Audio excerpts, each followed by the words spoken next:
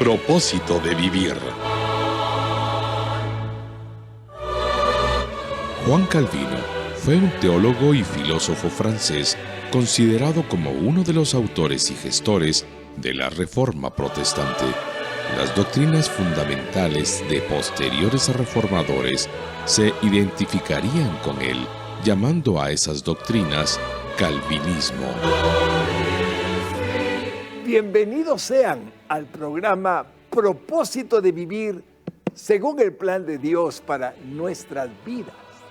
Es una alegría recordarles que estamos en el mes de conmemoración de los 505 años de la Reforma Protestante del siglo XVI.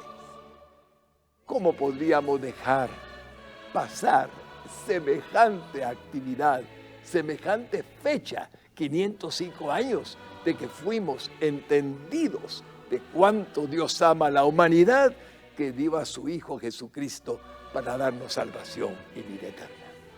Aquí estoy ahora privilegiado de tener gente linda del Seminario Bíblico Teológico de Guatemala, que está aportando con el conocimiento que ellos poseen a toda la gente linda de nuestra amada patria y aún fuera de nuestras fronteras, lo que significó para la humanidad la reforma del siglo XVI. Y específicamente en un tema que, si usted pone atención, va a encontrar lo que yo encontré en mi corazón. ¿Sabe qué es la Reforma Protestante para mi vida y por lo tanto para su vida? La salvación de su alma. Y con ello, la salvación del alma de su esposa, del alma de sus hijos y de ahí en adelante, por la generación entera que ha conocido a Cristo como su Salvador. Hemos preparado un conversatorio para que la gente que tiene el conocimiento bíblico y teológico nos diga cosas impresionantes de la vida que pueden significar mucho para usted.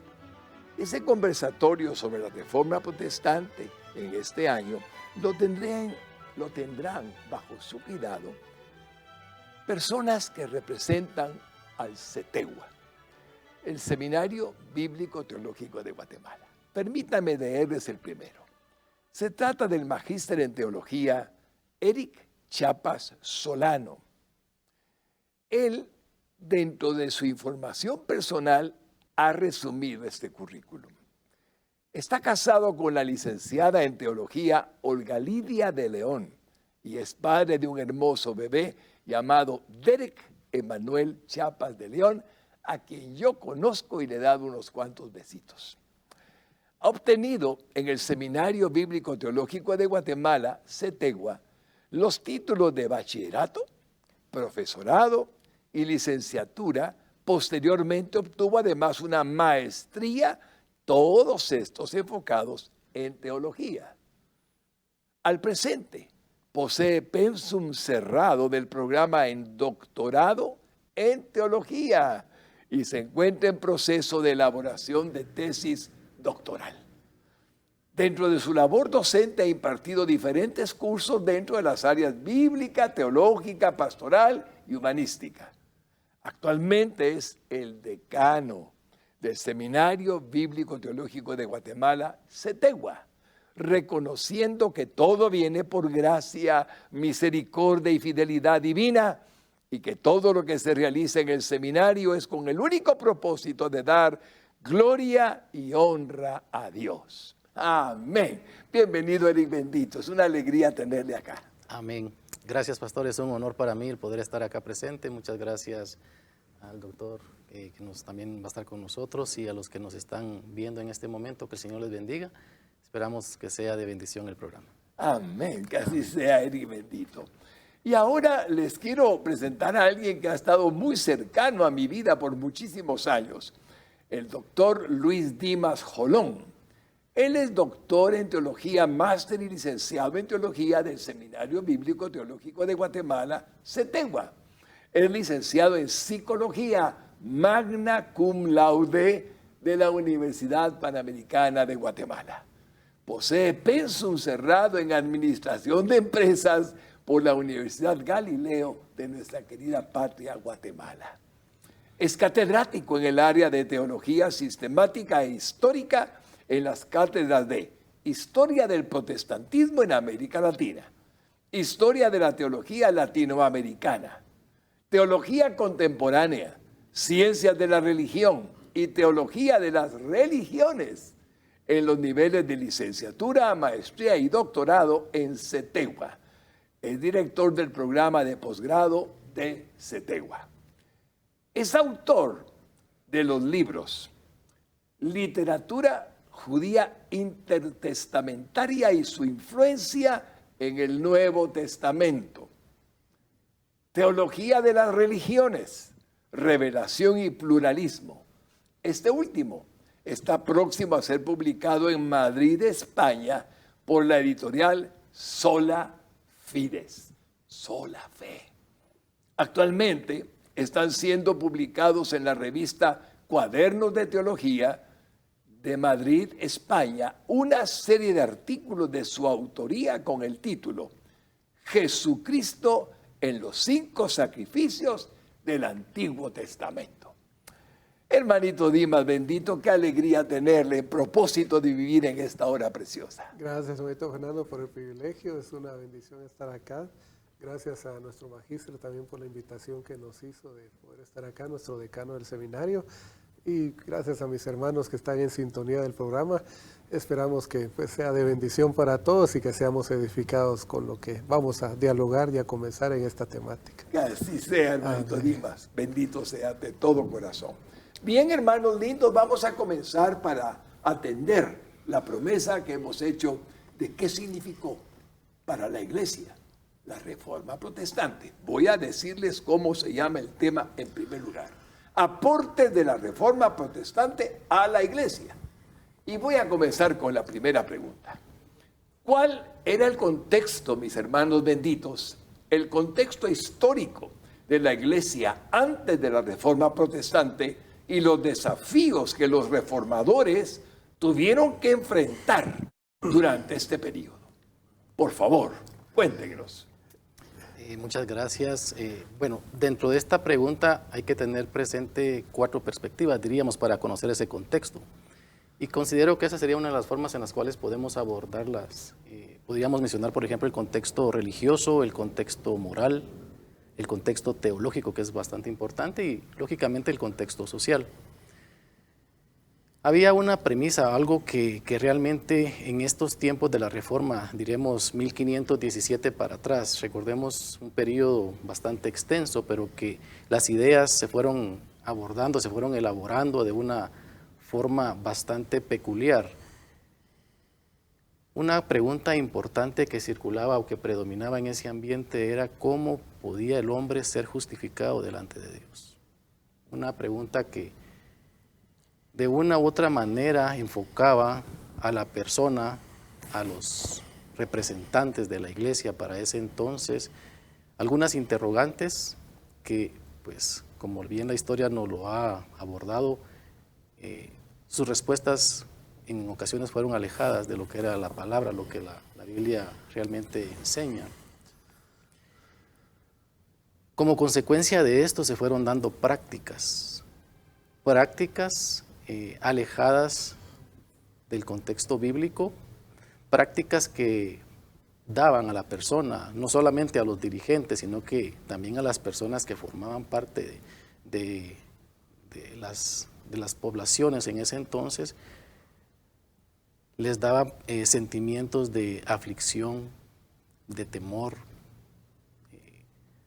toda clase de sentimientos contrarios, buscando o procurando ver o entender de qué manera podían ellos ser salvos, creándose hasta cierto punto, como bien les he mencionado, prácticas que pudiéramos mencionar penitencias, hacer sufrir al cuerpo, por ejemplo, esto le llamaban, por ejemplo, prácticas ascéticas, que eran colocar al cuerpo en rigurosos estados o situaciones de dolor, sea cual fuera, con tal de lograr el favor divino, ¿verdad? Como bien lo he mencionado, esto es parte de lo que se mencionaba en ese entonces. todo relacionado con la salvación eterna, qué proceso era el que la persona estaba llevando. Estos aspectos eran los que encendieron en determinados momentos, tanto en el momento que se da la reforma como previo, los prereformadores vieron esto como una luz de alerta, que debían de enfocarse directamente en la Biblia, ¿verdad? Aunado a este concepto, a este contexto teológico, religioso, está el contexto moral, ¿verdad? ¿Qué es lo que se estaba llevando a cabo internamente dentro de lo que era la iglesia en sí, en sus dirigentes, ¿verdad? Prácticas contrarias que, como bien lo menciona, ese contexto moral abarcaba lo que era la ética, conductas que no eran acordes a lo que ellos estaban representando en ese momento, ¿verdad?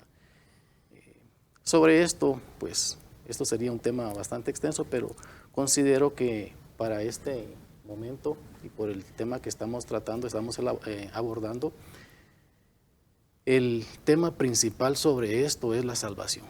Sobre eso, sobre cómo el hombre podía ser salvo, se comenzaron a elaborar un sinnúmero de doctrinas netamente humanas, que en vez de darle paz, en vez de demostrarle a la persona cuál era el camino correcto para obtener la salvación, lo que hacían es causarles esa tristeza, ese dolor, ese sufrimiento, esa aflicción de espíritu, procurando ellos por mérito propio, por mérito humano, alcanzar la salvación, ¿verdad? Y sobre estos dos contextos, religioso-moral, vamos a complementar, en este caso el doctor Dimas estará complementando con los contextos teológicos y sociales. Sí, derivado de esa intención que había precisamente de darle fórmulas humanas al individuo para buscar la salvación, se van a hacer algunas elaboraciones de carácter teológico, aprovechando también la situación de ignorancia en que la gente vivía. Realmente la mayoría de las personas no sabía leer ni escribir. Por otro lado, no tenían acceso a la Biblia. La Biblia en aquella época no estaba traducida en el lenguaje de las personas. La Biblia se mantenía en idioma latín, que era el idioma litúrgico, que así se llamaba, que era el idioma que utilizaban en las iglesias en aquella época para uso exclusivo solo de los líderes religiosos. Entonces las misas eran dadas en latín, las alabanzas eran dadas, cantadas en latín. Entonces la gente realmente llegaba al servicio religioso como un espectador únicamente. En realidad no llegaban a participar como lo hacemos nosotros hoy día. Nosotros hoy día nos involucramos cantando, adorando, alabando al Señor. Es algo más experiencial, ¿verdad? Tenemos la experiencia de la presencia de Dios en nuestra vida precisamente por eso mismo, porque en aquella época no se permitía nada de eso. Esos son de los logros que la Reforma hace en el contexto social directamente, de darle acceso a la gente para que pueda participar e involucrarse directamente en lo que era el servicio al Señor, ¿verdad? Por el otro lado, lo que la Reforma logra también es sacar la Biblia de ese encierro, teológicamente ese enclaustramiento se le llama, es un encierro en que tenían a la Biblia metida en un idioma que la gente no entendía.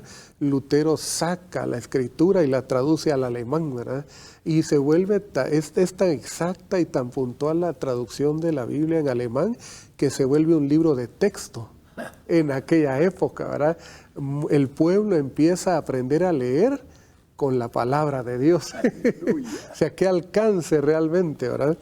Por el otro lado, para mantener a la gente en esa condición que nuestro decano nos hablaba, Emadito Chapas, de encierro, de preocupación, se diseñaron algunas doctrinas teológicas que estaban fuera de la Escritura, como las indulgencias. La gente pagaba.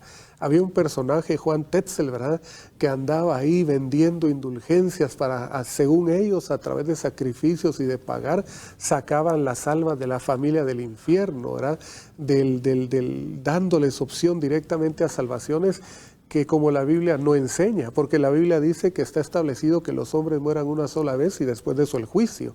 La oportunidad para ser salvos está aquí. Cuando nosotros decidimos por la persona de Jesús, abrimos nuestro corazón y damos la oportunidad de que Jesús entre a nuestro corazón a morar y cambie nuestra existencia, que eso es lo que el Señor vino a hacer. La Biblia lo dice, estoy a la puerta y llamo, dice Jesús, si alguno abre su corazón, entraré y cenaré con él, ¿verdad? Entonces, Eso fue el alcance que tuvo la Reforma al traducir la Escritura y al refutar esas doctrinas, la doctrina del purgatorio, ¿no? Que cuando la gente moría se iba a un lugar intermedio a purgar por sufrimiento sus penas, sus pecados, ¿verdad? Para ser purificados y luego pasar al cielo. Eso la Biblia no lo enseña. El Señor Jesús fue claro cuando dice que hay un camino angosto y un camino ancho. El camino ancho conduce a la perdición y el angosto conduce a la vida eterna, que es por medio de la fe en nuestro Señor Jesucristo. Nos damos cuenta que eran doctrinas totalmente contrarias a la palabra de Dios, ¿verdad? Y esos fueron directamente los alcances, los logros que tuvo directamente la Reforma, poner al alcance de las personas lo que era la palabra de Dios, que la gente entendiera la Escritura, que tuviera acceso a la Escritura y no creyera esas enseñanzas que eran totalmente contrarias a la palabra del Señor. Qué impresionante. Cuando estamos escuchando estas benditas enseñanzas, podemos entender algo. El mismo reformador Martín Lutero se autocastigaba, se flagelaba, pasaba frío para tratar de que su cuerpo, con la tendencia pecaminosa, no le hiciera culpable del infierno. Y así mantenía su vida siempre preguntándose, confesándose 6 horas con un sacerdote que le escuchaba y lo cansaba. ¿Por qué? Porque no sabía que Cristo había pagado todo en la cruz del Calvario para salvarlo. Pero finalmente él comprendió todo cuando escuchó que el justo por la fe vivirá. Y esto para usted, querido hermano y hermana linda, que está en sintonía de propósito de vivir, significa que paz, alegría, felicidad, porque hay uno que dio todo para que usted fuera al cielo y jamás al infierno, solo por la fe en Jesucristo, nuestro Salvador. Ay, Señor, danos tiempo porque esto es muy interesante. La segunda pregunta, ¿sobre qué fundamentos debe cimentarse, hermanos benditos, la iglesia cristiana según la Reforma protestante? Es una pregunta bastante linda, hermano, y que da pauta para poder aclarar algunos aspectos que algunas personas tienen como idea equivocada sobre la iglesia evangélica. Para muchas personas los evangélicos estamos divididos doctrinalmente y ese es un error.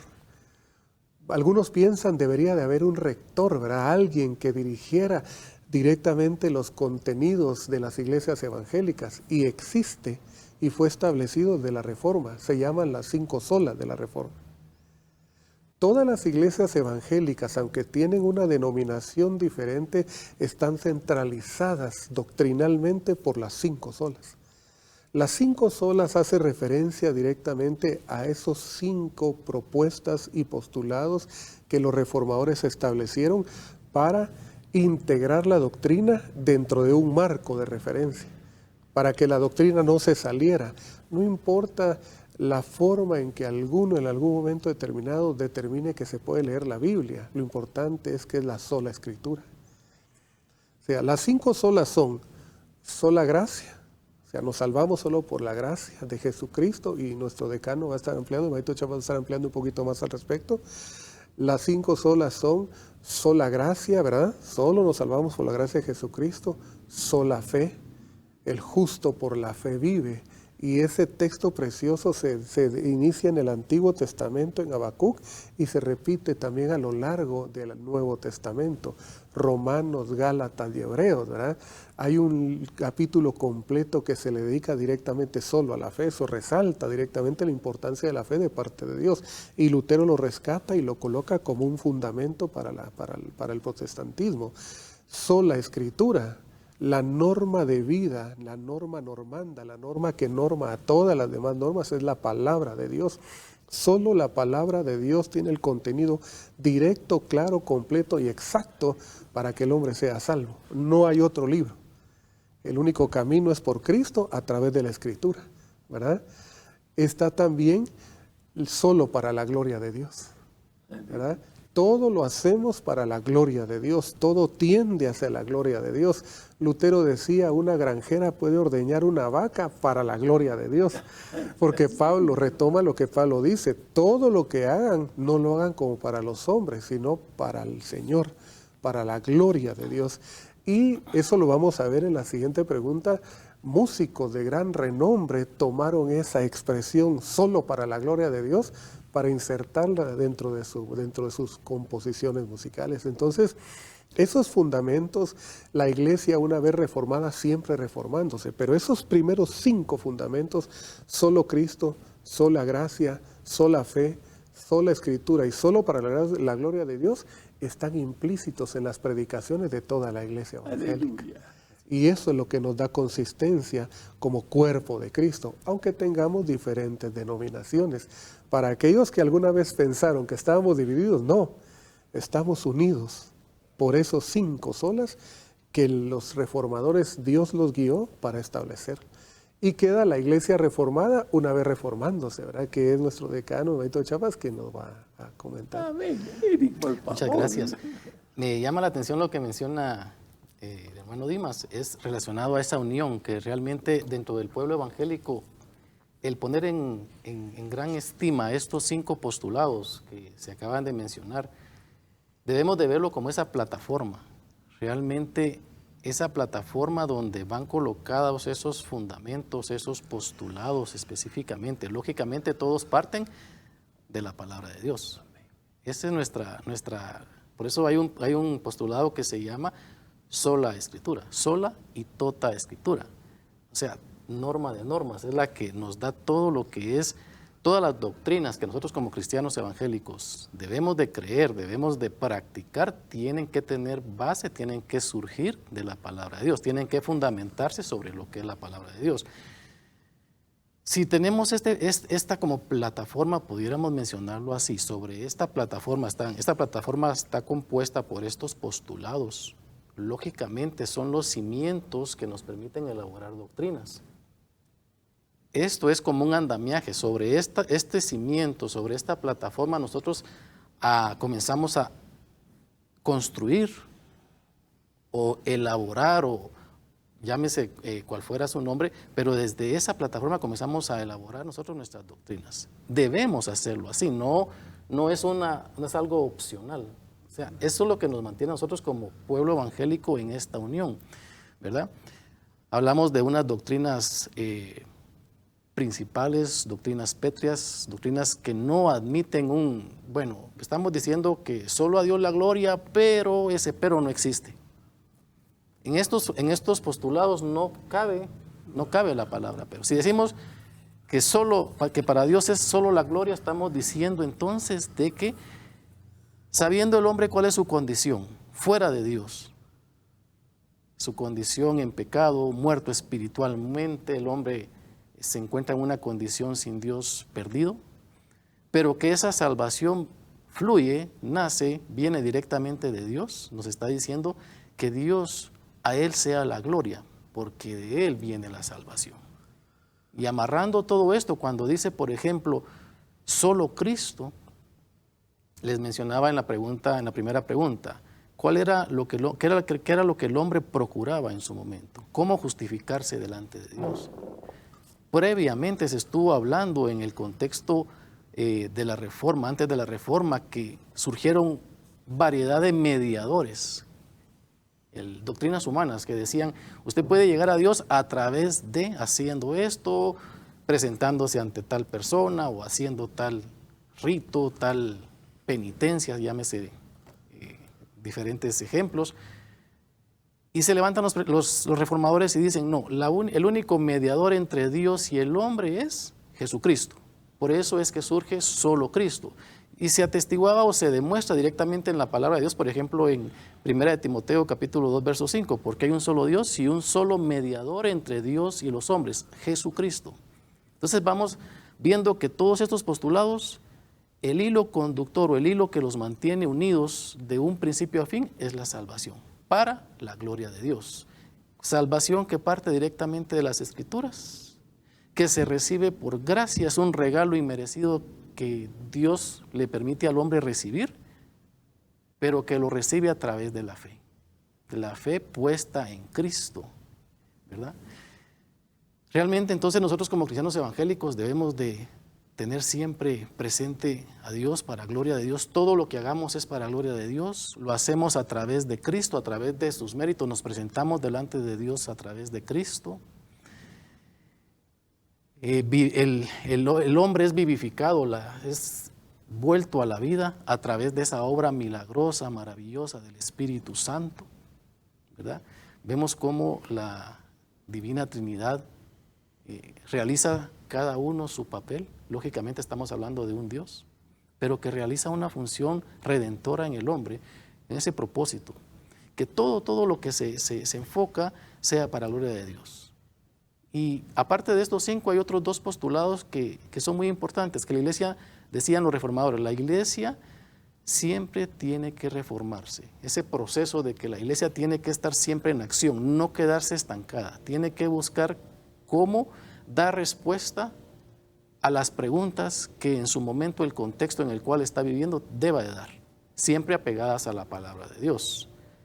Y por último, los reformadores afirmaron que nosotros como creyentes, todo creyente, toda persona que ha nacido de nuevo, que es constituida hijo o hija de Dios, pertenece o es un sacerdocio delante de Dios. Es el sacerdocio universal del creyente. Retomamos entonces esto, el hombre no tiene necesidad de un mediador para presentarse a Dios, solamente a través de Cristo podemos hacerlo. Es precioso y es muy extenso, pero es bien importante que la iglesia evangélica tenga presente estos fundamentos. Amén. Y yo creo que por el tiempo tan precioso que es tan valioso en televisión, solo puedo recomendarles al oír a nuestros hermanos, lean su Biblia.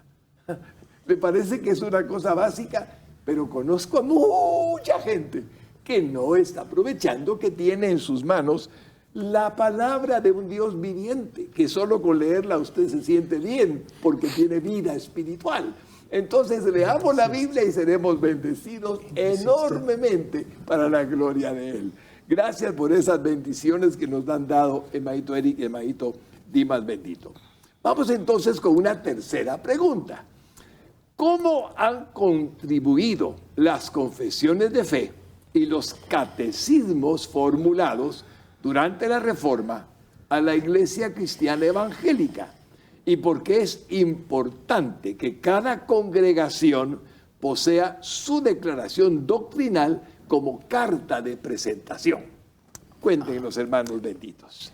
Bueno, retomando esta pregunta entonces, ya hablamos de esos fundamentos específicos como esa plataforma que nos permite sobre esa plataforma, ese fundamento, comenzar a elaborar lo que es doctrina. Es parte de lo que hicieron los reformadores. Fue una necesidad, fue una obligación, fue algo que ellos vieron un problema y se dieron a la tarea de darle respuesta. Esa es la tarea del teólogo, de la persona que se dedica a estudiar la palabra de Dios. Proveer respuestas basadas en la palabra de Dios, retomar esos fundamentos que no es que nunca existieran, aquí estaban en la palabra de Dios, siempre han existido desde que Dios inspiró a los hombres para que escribieran esta palabra santa. Esos fundamentos ahí siempre estuvieron. Lo que sucedía es de que lamentablemente en ciertos periodos de la historia estos fundamentos se fueron dejando por un lado y se fueron colocando doctrinas de hombres, ¿verdad? Los reformadores realizaron en este punto una tarea apologética. Esa apologética es defensa, presentar defensa del evangelio que hemos creído, de presentar defensa de las enseñanzas que están contenidas en la palabra de Dios. Esa es la tarea de todos. Nosotros como hijos de Dios debemos de estar preparados para presentar defensa, pero debemos de hacerlo con mansedumbre, ¿sí? Entonces, a través de este proceso, ellos elaboraron algunos artículos, algunas confesiones. ¿Qué estamos hablando de confesiones? Es qué es lo que la iglesia evangélica cree. ¿Por qué es tan importante conocer el trasfondo de los catecismos? Los catecismos eran una pregunta y al mismo tiempo se daba la respuesta. Por ejemplo, ¿para qué fue creado el hombre? Dice en uno de estos catecismos, el hombre fue creado para darle gloria a Dios. Lo dejan estipulado, tomando siempre en cuenta estas 5 solas que en determinado momento ya estaban plasmadas. Entonces, si es una tarea de defensa, es como que se presentan como un baluarte. Un baluarte es cuando viene el ataque, viene diversos tipos de enseñanzas heterodoxas, contrarias, que no tienen una correcta aplicación o que no parten de una correcta interpretación de la palabra de Dios, son analizadas, se interpretan y en base a estas confesiones de fe, si por ejemplo venía alguien y decía la salvación se obtiene a través de Cristo, ciertamente es a través de Cristo, pero pudiera ser, vienen las confesiones y decían no, es a través de Cristo y punto. La salvación es solamente por gracia, es por fe. Pero entonces, se elaboraron diferentes confesiones y algo que es muy importante y es que llama la atención es que en un corto tiempo se fueron declarando esas confesiones en diferentes lugares de Europa, y que es este contexto en el cual se elaboraron, ¿verdad? 1517 fue el año de la Reforma, ya para el año de 1523 Zwinglio elaboró un documento que se llamó los 67 artículos, que también contenían todas estas defensas de la fe. La Confesión de Augsburgo, que era por parte de los luteranos en 1530, la Confesión Helvética por los suizos en 1536, ¿verdad? Los 39 artículos del anglicanismo por Cranmer, dice, en 1571, el Catecismo de Heidelberg, que es de los calvinistas, en 1562, y la Confesión de Westminster, que esta confesión, bueno, todas son muy importantes, pero esta de Westminster es muy importante, tiene una aplicación muy buena, muy correcta, apologéticamente, que es por parte de los presbiterianos en el año de 1647. La importancia del por qué una iglesia tiene que tener estas confesiones nos la va a desarrollar el doctor Dimas. Por favor. Gracias. Quiero regresar un poquito en el tiempo. Ya la iglesia en sus inicios formulaba lo que se llaman fórmulas de fe. O sea, esto no es solamente algo que diseñaron los reformadores, sino que la iglesia, cuando uno estudia en teología la historia de los dogmas, la historia de las doctrinas cristianas, se da cuenta que la iglesia, incluso en el Nuevo Testamento, encontramos que Jesucristo es el Señor, que Jesucristo es la piedra del ángulo, que la salvación solo viene por Jesús. Hay partes del Nuevo Testamento en las epístolas paulinas que fueron directamente esas fórmulas de fe, ¿verdad?, sobre las cuales se establecía directamente lo que la iglesia creía.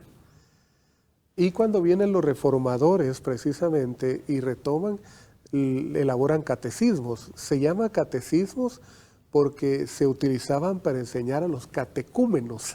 Aclaremos eso, ¿verdad? Los catecúmenos eran los nuevos discípulos, nuevos convertidos. Y los documentos que se utilizaban, libros como este, por ejemplo, que en aquella época ya estaba la imprenta, se había inventado, se imprimían para enseñarles. Lutero diseñó el catecismo mayor y el catecismo menor. El catecismo mayor era la enseñanza bíblica que se le daba a los adultos, y el catecismo menor era la enseñanza bíblica que se le daba a los niños. Y por otro lado, las confesiones de fe y las declaraciones doctrinales le dan identidad a cada iglesia. Por eso, por ejemplo, Evangelito Chiapas habla de los 67 artículos que elaboró Zwinglio. Aquí directamente Zwinglio decía, entre otras cosas, pecan contra Dios los que dicen que nada vale el Evangelio si no lo aprueba la iglesia. Lo que sucede es que en aquella época la iglesia medieval decía que era la iglesia la que tenía la última palabra para determinar lo que el resto de la gente tenía que creer, dejando de lado la palabra del Señor. Por ejemplo, en el caso del Catecismo de Heidelberg, ahí directamente se escribe en 1563 y ofrece una instrucción directamente sobre doctrina y teología cristiana reformada. Lo que es la Confesión de Westminster, aquí es un resumen de doctrina protestante calvinista que recibe directamente y que integra toda la doctrina de las iglesias de Inglaterra. Le da identidad, le da consistencia, le da personalidad a cada iglesia como organismo, porque la iglesia no es una organización, es un organismo vivo, vivificado por el Espíritu Santo y que utiliza la palabra de Dios estructurada de manera adecuada en una confesión de fe para darle identidad propia. Es como el decano, ¿verdad?, que tiene su identidad propia. cada uno de los hermanos que nos apoyan en este proceso, en este set, tiene su identidad propia. Así son las iglesias, a través de esas declaraciones doctrinales y esas confesiones de fe que vienen desde la antigüedad y que los reformadores van a rescatar y van a elaborar de una manera muy particular. Qué lindo. Realmente cuando hablamos de catecismo nos suena algo católico en el sentido tradicional, pero esto es mucho más valioso de entender ahorita. Hay Biblias, hermanos, que ustedes conocen mejor que yo, que traen catecismos, sí, para que veamos uno y veamos otro y veamos otro y todos coinciden en lo mismo, expuesto de manera distinta, sí, porque somos una sola fe, un solo bautismo.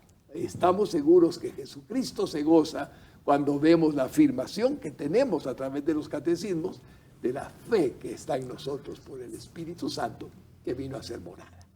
Realmente estamos delante de algo que vale todo el tiempo que se está invirtiendo, mi querido hermano y hermana linda, que está mirando propósito de vivir. Piense por un momento, ¿quién hizo posible que Martín Lutero, que Juan Calvino, que Ulrico Zwinglio, que hemos mencionado 3 nombres ahorita, pudieran ser los reformadores que fueron? Le digo quién, el que les dio el propósito para que existieran, el propósito para que fueran lo que fueron. Y gracias a ese propósito de Dios, a través de ellos, nosotros recibimos la salvación.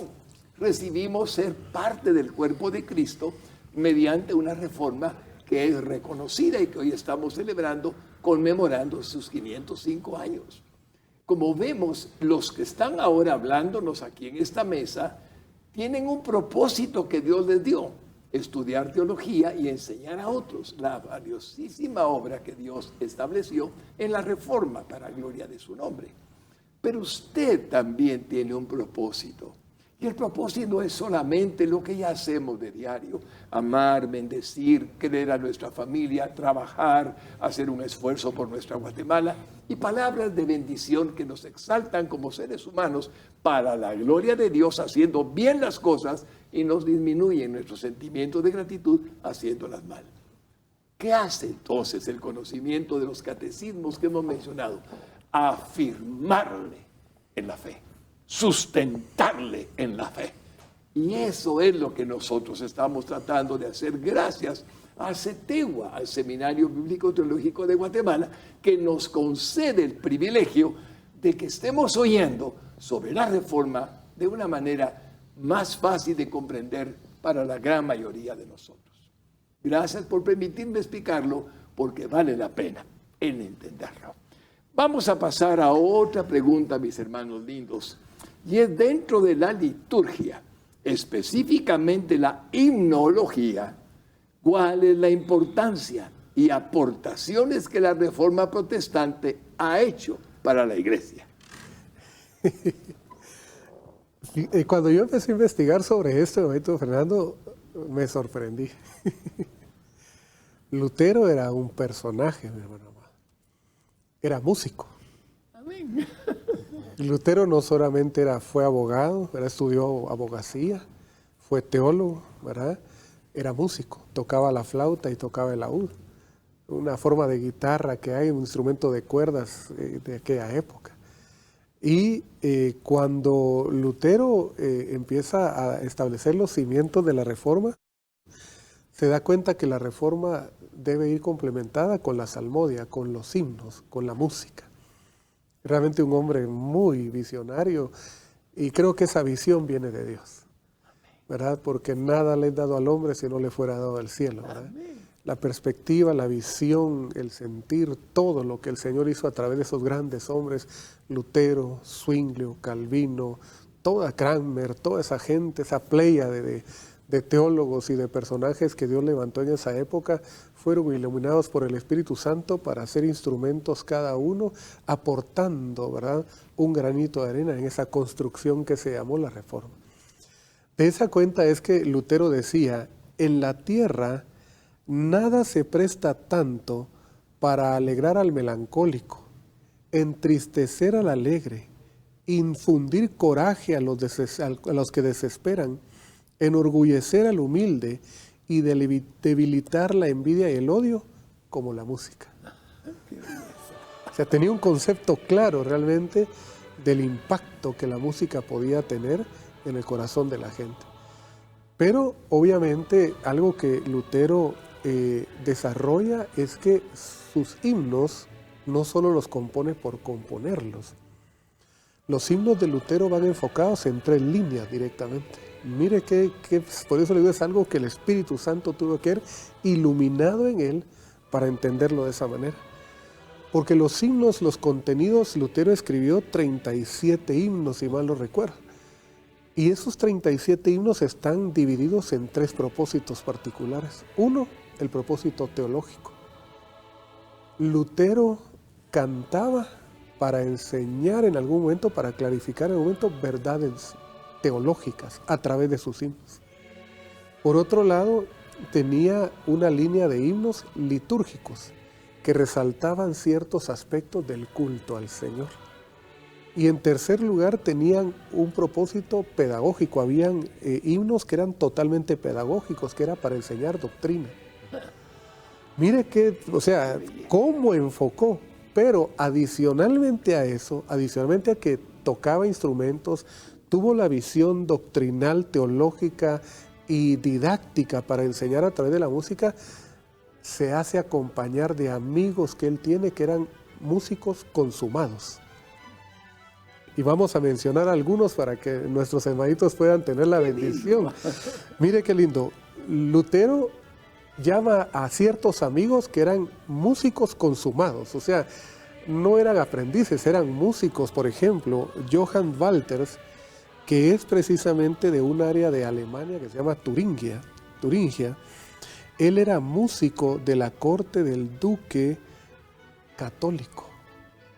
O sea, él tocaba en la corte y ahí no llegaba cualquiera, ¿verdad? Se hace acompañar de Konrad Rupf, que es maestro en la iglesia de Federico I el Sabio. Se hace acompañar de un Ludwig Senfl, compositor suizo radicado en Alemania, que eran amigos de Lutero. Esos hombres que sabían de música son los que ayudan a Lutero a elaborar la salmodia, a establecer las bases. Pero Lutero no es el único. Habían hombres como los seguidores de Juan Hus, los husitas, que habían diseñado también una salmodia previa y que vino a ser un consuelo también para el corazón de Lutero. Entonces, Lutero no solo elabora directamente esa salmodia, sino que la divide en 2. Aparte de la proyección que tenía, había una salmodia, unos himnos que se cantaban en las catedrales, porque recordemos que en aquella época la música que se cantaba era de canto gregoriano, que venía más o menos del siglo V, y esa era música muy monótona y solo ciertos personajes que eran cantores profesionales cantaban, el resto del pueblo escuchando. Cantaban en latín, no entendían lo que escuchaban, ¿verdad? Y el resto de la gente solo escuchando, como meros observadores. Mientras, ese tipo de salmodia se logra mantener en las catedrales donde llegaba otro tipo de gente.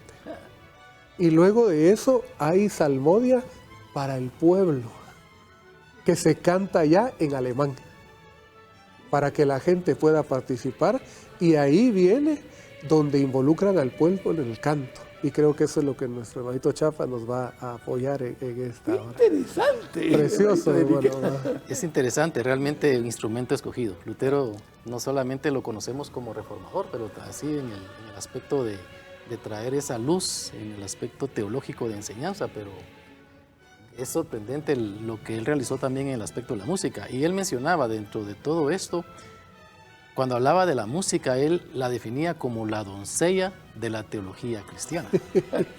O sea, le daba una importancia, pero con bases específicas. Él sabía que dirigirse a Dios a través del canto no era algo común, era algo muy especial. Bien lo mencionaba el aspecto litúrgico, el aspecto... En la palabra de Dios vemos, por ejemplo, a Pablo cuando habla de una doxología, los cantos, cómo es que le dan gloria a Dios. Lutero tenía claro eso de que a través de la música, a través de lo que se iba a cantar, lógicamente en un idioma común, un idioma que la gente manejaba, que la gente entendía, ya no en latín. Ese era algo sorprendente. Utilizar esos recursos, ese conocimiento para la gloria de Dios, colocarlo dentro de todo esto, dentro de esos 37 himnos, el himno que hoy en día todo el pueblo cristiano evangélico conoce es Castillo Fuerte. Que realmente, como menciona acá, este es el himno de batalla de la Reforma Protestante. Castillo Fuerte es nuestro Dios. La letra de ese himno nos bendice. Cada vez que lo escuchamos, nos bendice. Fue uno de los lemas de la Reforma Protestante, de las tinieblas a la luz, sabiendo de que para qué el Señor los había llamado en su momento, ¿verdad? Dentro del punto de vista de Lutero, pero no olvidemos también que existió Calvino, Juan Calvino, ¿verdad? Juan Calvino se enfocó, tenía esa línea de pensamiento directamente en los salmos. Y él reconocía, al igual que Lutero, que todo lo que el hombre cantara tenía que ser, no olvidarse el aspecto doctrinal. No solo cantar por cantar, no solo colocar sentimientos, no solo colocar emociones, sino que colocar también el conocimiento.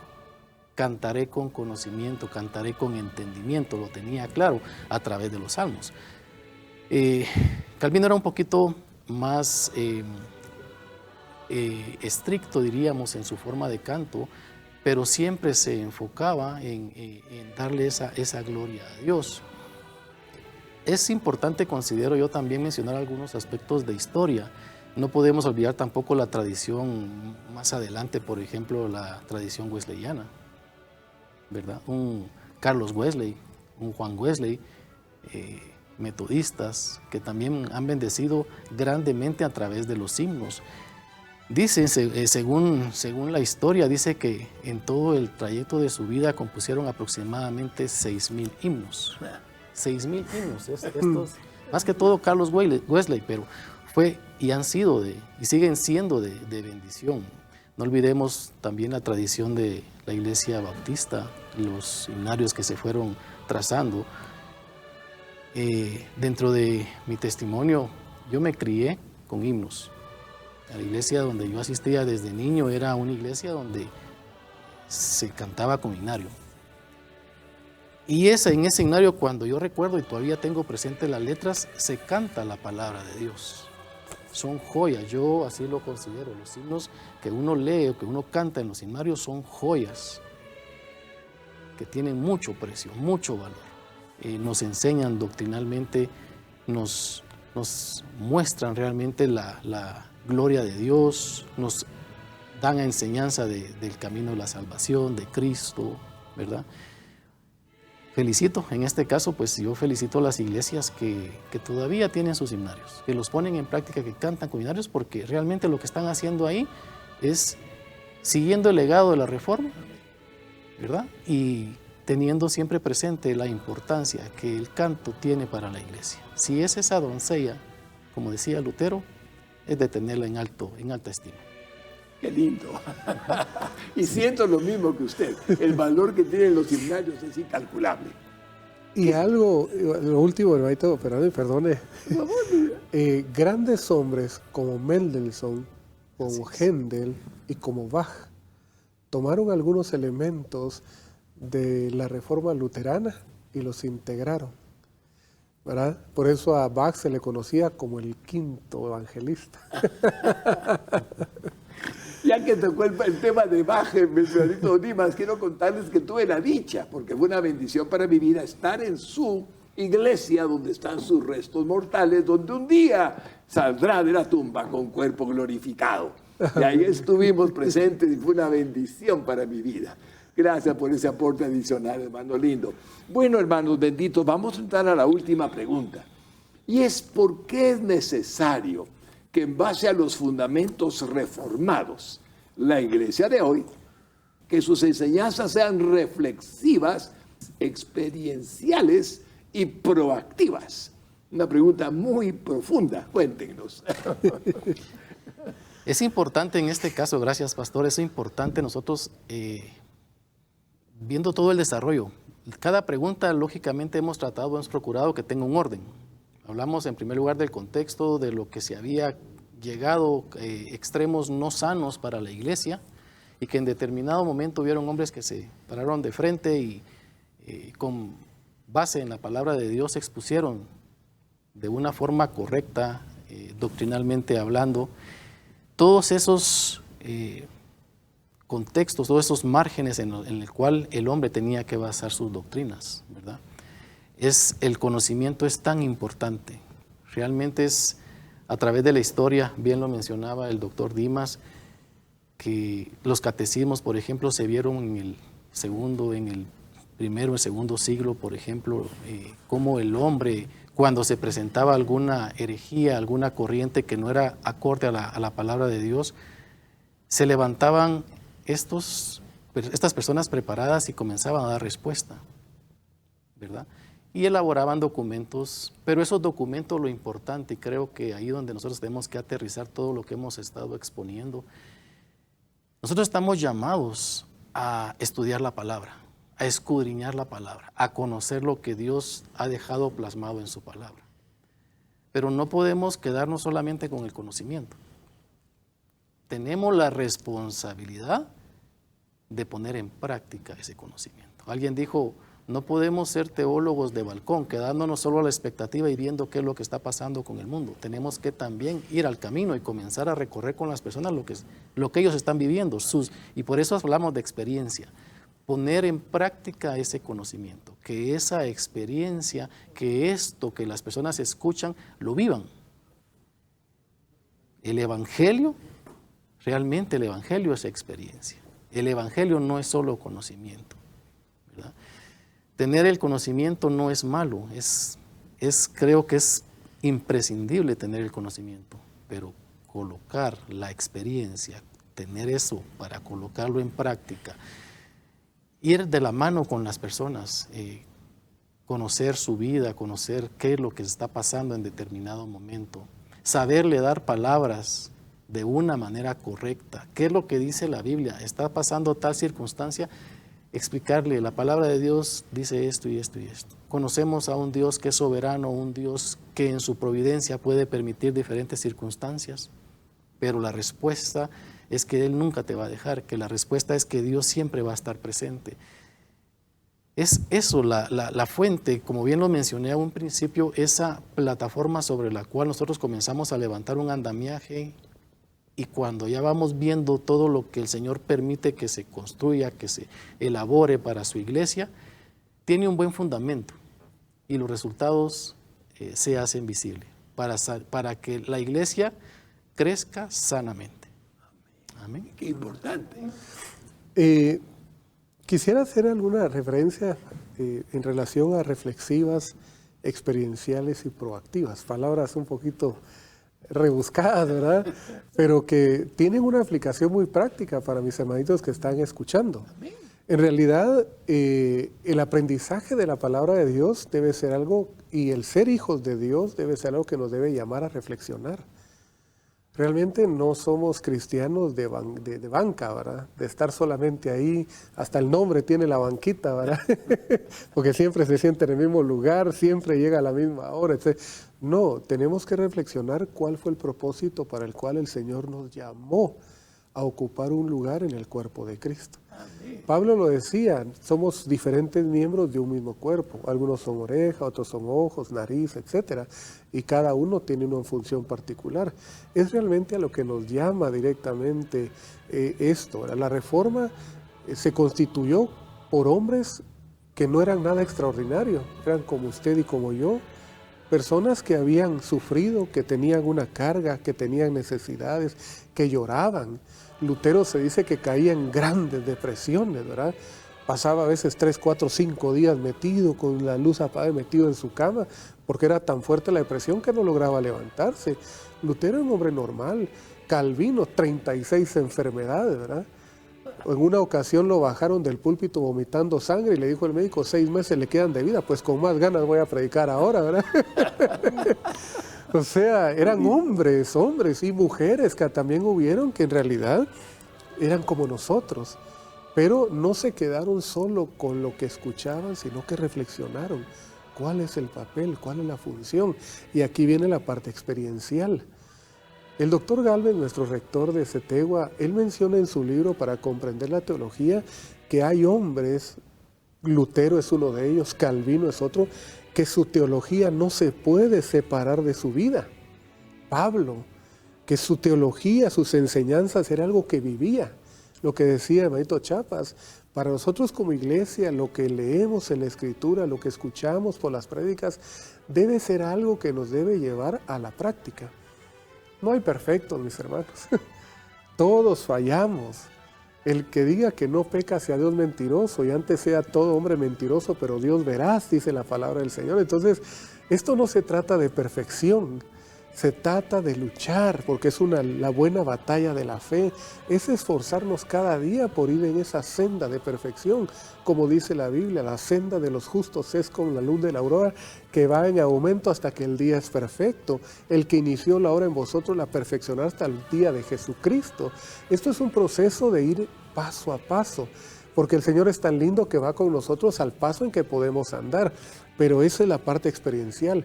Vivir quién es Jesús para mí. Eso fue lo que los reformadores nos llevaron a entender. Es mi Salvador, sí, pero es mi amigo, es mi consuelo, es mi ayuda, es mi proveedor.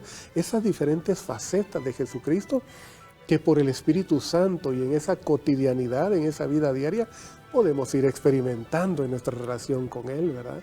Y por último, la parte proactiva. Ser proactivo significa que no necesita que lo estén motivando.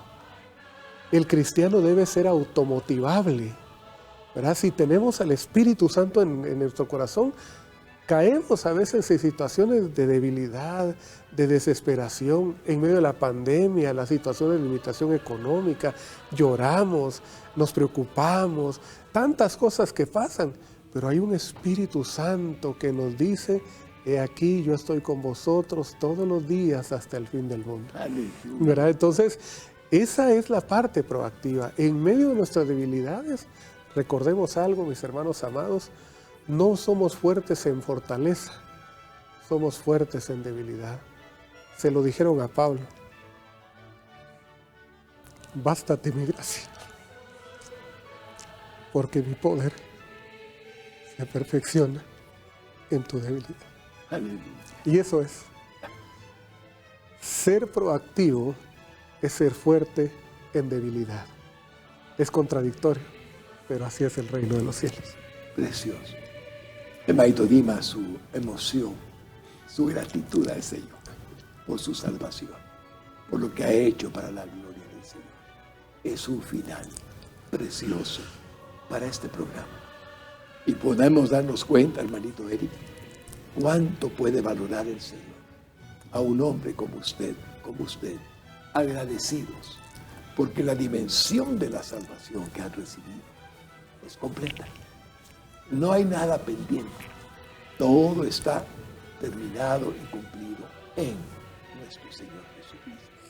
¿Y cómo no ser agradecidos por lo que Él hizo por nosotros? Y vive en nosotros su Espíritu Santo.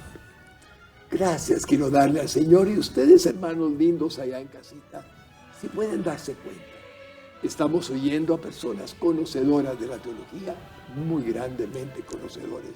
Un decano, un doctor, que está hablándonos de lo que es aquel hecho en lo que Dios intervino, en el que Dios llevó a cabo el propósito para la humanidad. Vengan a Cristo, reciban el perdón de pecados, arrepiéntanse y serán salvos. Eso es lo que hay que hacer, y es la razón por la que me siento agradecido de haberlos invitado a propósito de mi vida. Gracias, hermanito Eric, por aportarnos tanta bendición, y a usted, hermanito Dimas, de la misma manera.